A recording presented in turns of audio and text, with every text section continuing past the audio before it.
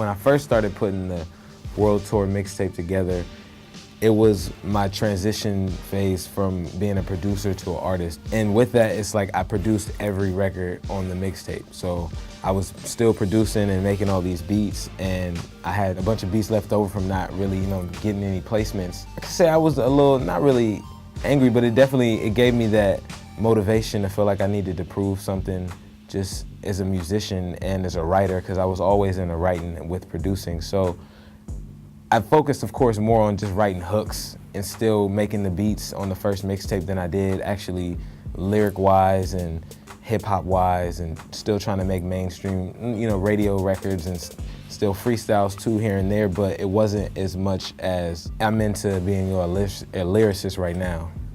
But it was definitely a grind. It was one of those things where I just felt like it was time to do stuff on my own. I sat back waiting on so many other people to help me out at that time with just being a producer, and I just got fed up with waiting and felt like I could do everything on my own, and why not try, no limitations.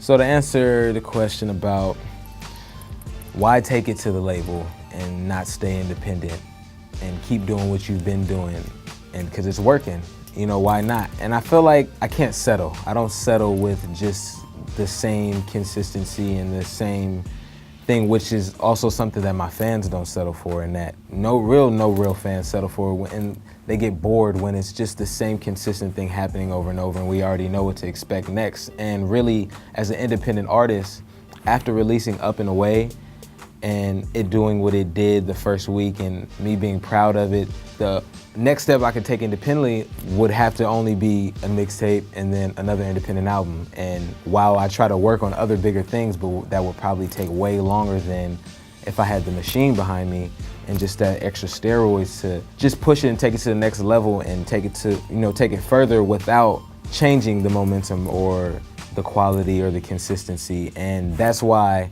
we stayed independent long. It wasn't like the label offers just came after the independent album. They came before the independent album also, but the Show and Prove from the independent album gave us more of that creative control, which is all I really look for, that I want from the label, more than that, backing and everything. But I'm really just more concerned about the creative control and being able to do the same thing, but have them do even more. So it's like I still get to do the same thing and work the same way, but they, work even harder for me, and I make their job easier at the same time. The LA scene right now looks amazing. Like, it's just, I have a real good feeling about it. It's a lot of artists out there who aren't afraid to be themselves, and on the other hand, it's a lot of artists out there who are actually really lyrical and get into it. And we grew up so stereotyped as being just all about gangster rap, and I feel like it's one of those things where we were all just products of our environment, and you can't really run from it. In LA, that, in most other cities, it's like you don't travel to here or this will happen, or you don't travel here because this is where these people stay. In LA, it's kind of a citywide thing where you can be in the hood and then travel all the way to Hollywood, so it really wasn't something you could really run from. I feel like it's definitely good now that we're not stereotyped so much as being the gangster rap, because the game definitely did a good job of proving the lyrical side, but it still was that same music that they stereotyped us with. Kendrick's doing a good job of showing that we were from the hood and we are from the hood, but with the good kid, Mad City, it makes sense. It's definitely something that I grew up in.